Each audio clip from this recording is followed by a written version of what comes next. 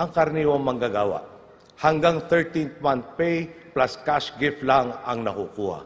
Sa MWSS, aabot sa katumbas ng mahigit sa 30 buwan ang sahod, kasama na ang lahat ng mga bonuses at allowances na nakuha nila.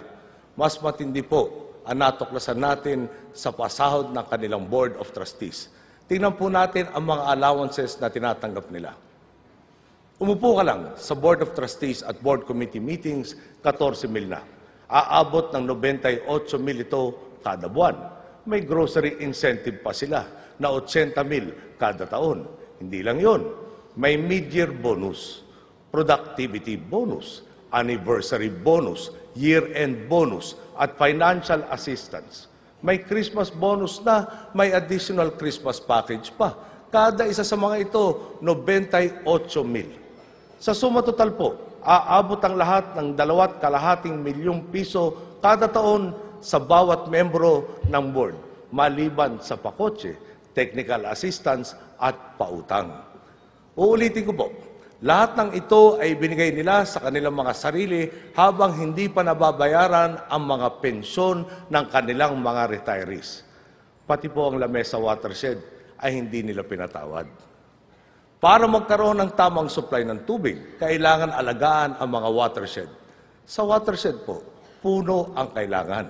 Pati po iyon na dapat puno ang nakatayo, tinayuan nila ng bahay para sa matataas na opisyal ng MWSS.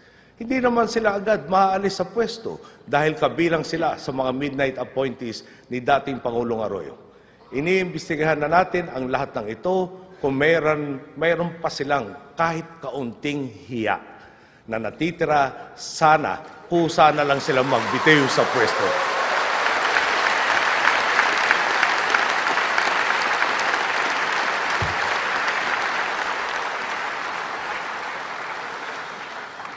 Pag-usapan naman natin po ang pondo para sa infrastruktura. Tumukoy ang DPWH ng 246 na priority safety projects na popondohan ng Motor Vehicle Users Charge. Mangangailangan po ito ng budget na 425 million pesos. Ang pinondohan po, 28 proyekto lang. Kinalimutan po ang 218 proyekto at pinalitan ng 70 proyekto na wala naman sa plano. Ang hininging 425 million pesos, naging 480 million pesos pa. Lumaki lalo dahil sa mga proyekto sa piling-piling mga benepisyaryo lang napunta. Mga proyekto po itong walang saysay, hindi pinag-aralan at hindi pinaghandaan, kaya parang kabuting sumusulpot. Tapos na po ang panahon para dito.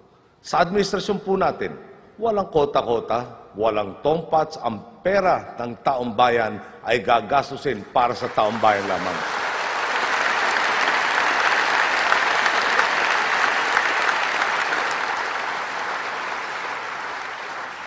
Meron pa po tayong natuklasan. 5 araw bago matapos ang termino ng nakaraang administrasyon, nagpautos silang maglabas ng 3.5 billion pesos para sa rehabilitasyon ng mga nasalanta ni Undoy at Pepeng. 86 na proyekto ang paglalaanan dapat nito na hindi na sana idadaan sa public bidding. 19 sa mga ito na nagkakahalaga ng 981 million pesos ang muntik nang makalusot. Hindi pa nailalabas ang Special Allotment Release Order ay pirmado na ang mga kontrata. Buti na lang po.